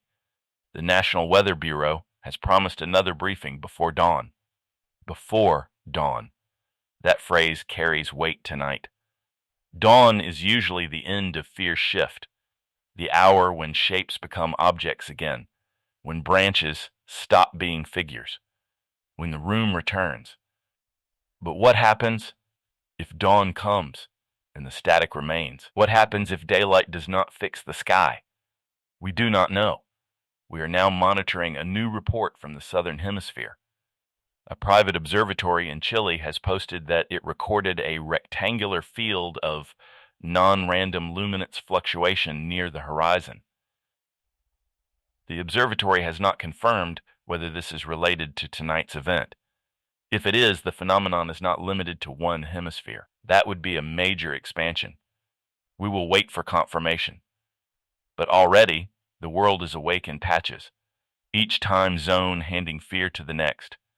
Night travels. So does the sky above it. A listener from a part of the country with no sightings writes, I keep going outside even though there's nothing here. I don't know whether I want to see it or not. That may be the most honest response. There is a human hunger to witness history, even terrifying history. To be able to say, I saw it. I was there. I know what everyone means.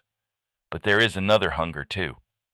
To remain untouched, to be the person who slept through it, to wake under a normal sky and believe those who saw otherwise were far away. Tonight, many people are suspended between those desires, wanting proof, wanting safety, wanting the sky to choose someone else. The Harrow City shimmer is now barely visible on official cameras. Bellwether remains active, but may be dimming. Mercer has faded. Merrow Bay remains under review. New minor reports continue. If this were a conventional disaster, we might say the worst has passed. But this is not conventional, and worst depends on what the event was trying to do, if anything. If it was a natural phenomenon, fading is good news. If it was interference, fading may mean the signal ended. If it was a glimpse, fading may mean the window closed. If it was a test, fading may mean the test is complete. Again, no evidence of intent. But people will think it, because the human mind prefers agency to randomness. A frightening event caused by someone can be hated. A frightening event caused by no one cannot be negotiated with. You cannot plead with atmospheric scattering. You cannot arrest propagation effects. You cannot ask a transient sky distortion phenomenon what it wants. The National Communications Agency has now confirmed that one recorded burst from Harrow City contains a repeating pulse pattern. They emphasize that there is no decoded message. The pattern may be a result of overlapping interference sources, but it is being reviewed. The pattern reportedly lasted 11 seconds. 11 seconds is not long. But tonight, 1 second has been enough for people to see other skies. The agency will not release the audio publicly yet. That is wise. If they did, thousands of people would analyze it, distort it, reverse it, slow it, assign words to it, and by morning the pattern would have a mythology. Better to wait. Though waiting is not easy. We are receiving reports that in Bellwether, some residents heard a tone when the static brightened. Not through radios. In the air. A high, thin tone. Others heard nothing. It may be power equipment.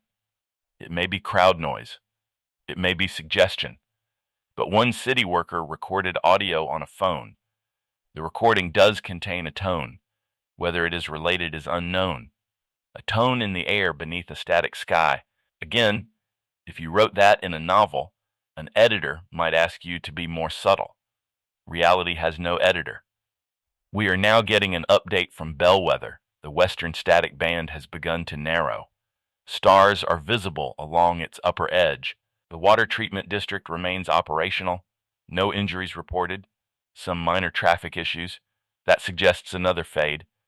If the Bellwether event follows the Mercer and Harrow pattern, visible effects may subside within hours.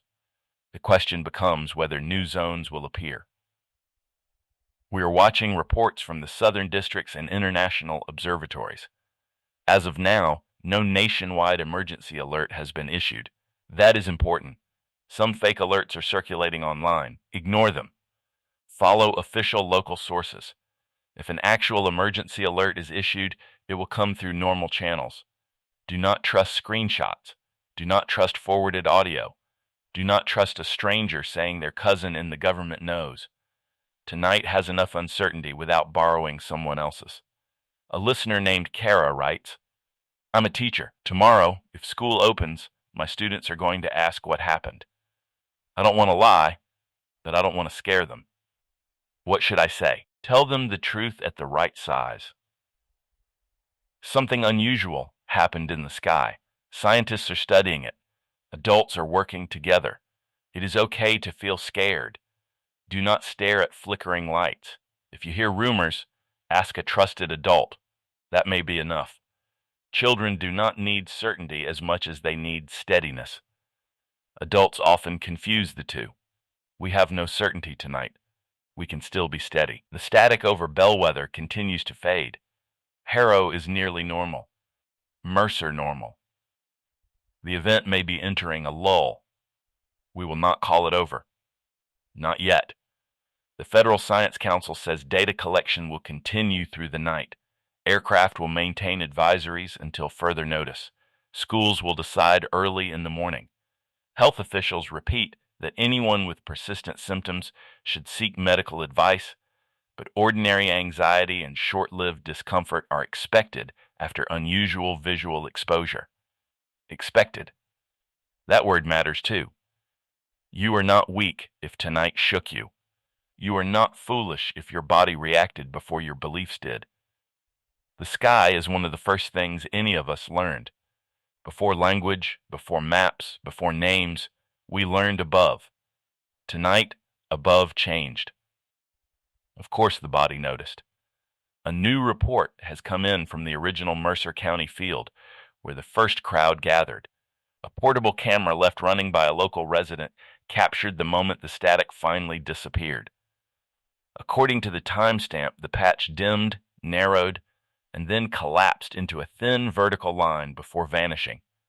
For 2 frames, the camera shows a black mark where the line had been. Then normal stars. A black mark. Could be sensor lag. Could be compression. Could be nothing. But the resident who owns the camera wrote, "It looked like someone turned the page back. That image may stay with people." The sky as a page. The static as a misprint. The night corrected, but not erased. We are now hearing that federal aircraft equipped with atmospheric sensors may fly observation routes after dawn if conditions allow. Officials are not calling this a military operation. They say scientific and safety monitoring flights are being planned. Civilian airspace restrictions may be issued temporarily around active zones. Again, this is precautionary. But the response is growing even as the visible event fades. That tells us something. Authorities do not think the disappearance of one patch answers the question. They are preparing for recurrence. The National Weather Bureau has released a simple public guidance list. Stay informed through official sources. Avoid unnecessary travel to observation areas. Do not stare at flickering sky effects. Do not use drones or lasers. Report sightings through official portals. Preserve original images or videos without editing. Seek medical care for persistent symptoms. Check on vulnerable neighbors. That is good guidance. Follow it. We have now passed from breaking event into long night. The first shock is over. The mystery remains. For some listeners, the sky outside is normal. For others, faint shimmer persists. For others, the static has faded, but sleep will not come. For scientists, the work is just beginning. For officials, the challenge is keeping calm without pretending certainty. For broadcasters, the task is to speak plainly while the language itself feels insufficient. How many ways can one say the sky flickered?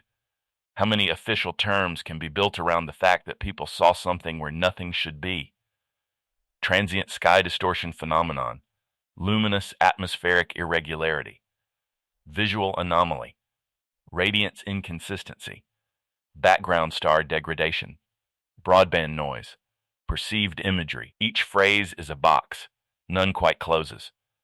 A listener from Harrow City writes, "I went outside after it faded. The sky looked normal. I wanted to feel relieved, but instead I felt embarrassed, like I had seen something private I wasn't supposed to see." That is another emotional thread tonight. Not just fear. Trespass. As if the static did not invade our world, but revealed that we had been looking at something we were not meant to understand. Again, that is feeling, not fact. But feelings become part of public memory. Years from now, if this is explained as an atmospheric effect, people will still remember how it felt before the explanation arrived. They will remember standing in roads, closing blinds, calling parents, hearing official voices choose careful words, watching the sky behave like damaged film. They will remember the first time the word static stopped belonging to machines and moved overhead. The Southern Hemisphere report from Chile has now been partially confirmed. A private observatory did record an unusual flickering region near the horizon, but local atmospheric conditions may explain it. Experts say it is too early to connect it to the northern events. We will not count it as confirmed. That is important. Not every strange light tonight belongs to this story. The mind wants unity. Science requires discrimination. Some reports will be unrelated, some videos will be fake, some witnesses will be mistaken.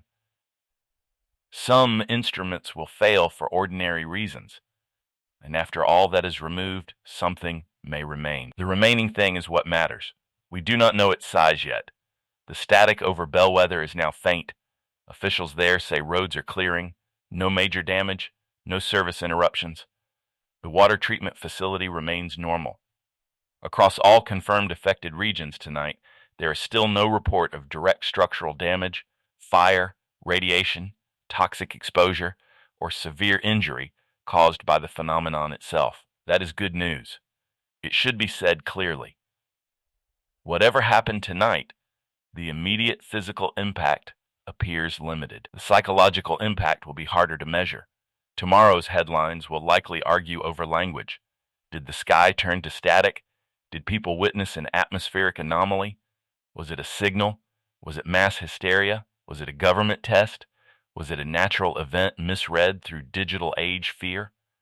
Those debates will begin before the data is even processed. But tonight, before the arguments harden, let us preserve the simple fact: people looked up and saw the familiar become unfamiliar.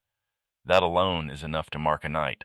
We are receiving one more technical update before the next official briefing. The National Communications Agency says the repeating pulse captured in Harrow City does not match known emergency broadcast tones, commercial radio patterns, standard aviation beacons, or common digital modulation in preliminary analysis. That does not mean it is unknown in origin. It means they have not matched it yet. They also say the pulse was only present during peak visual distortion.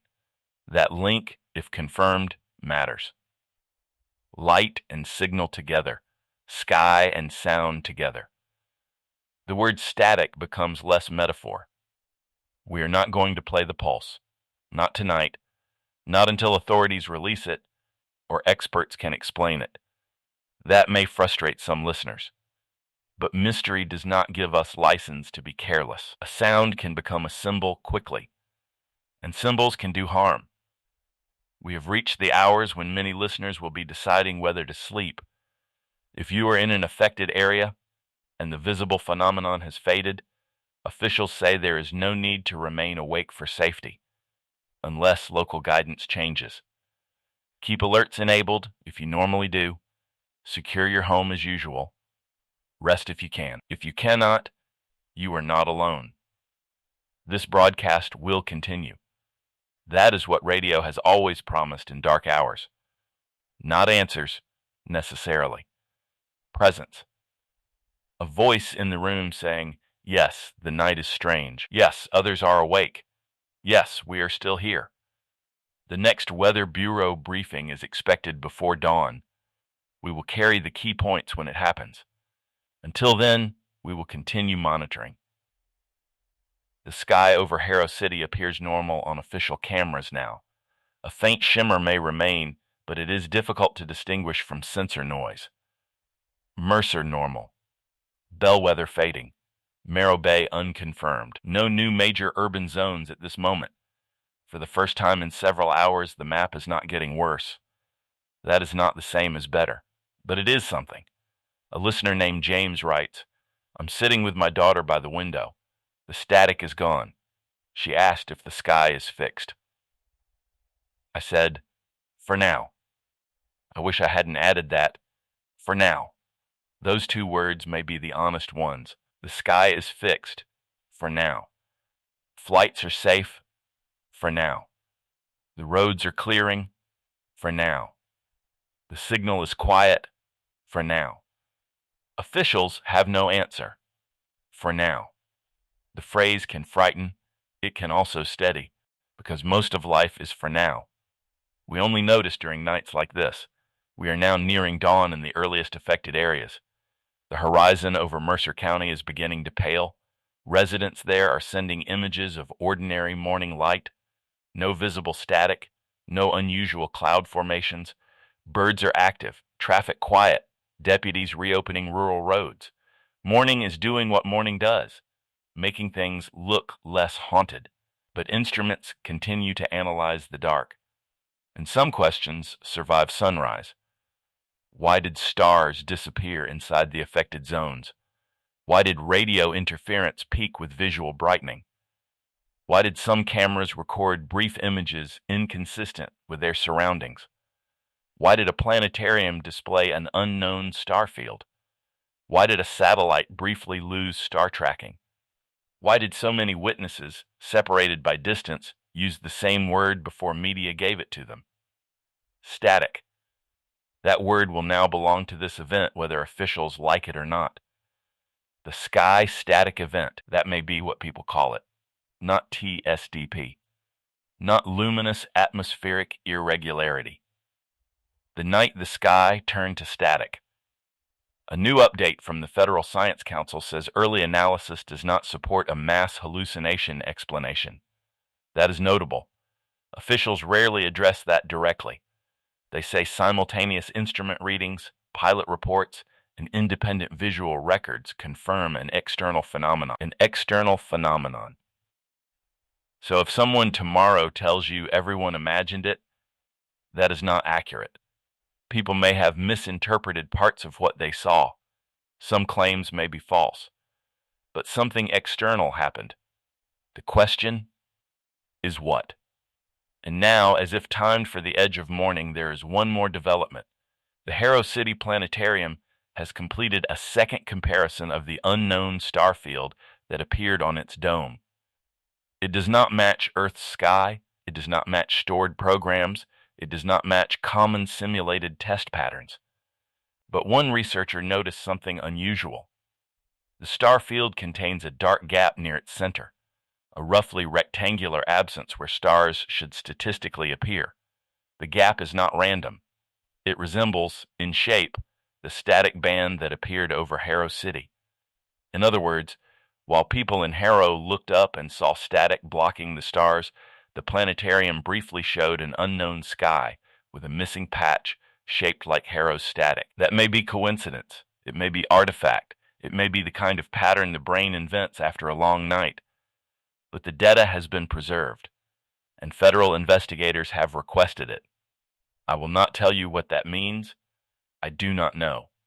But I know how it feels. It feels like a reflection. It feels like two skies noticing the same hole. Dawn is now spreading across the northern interior. The first affected towns are under gray morning light.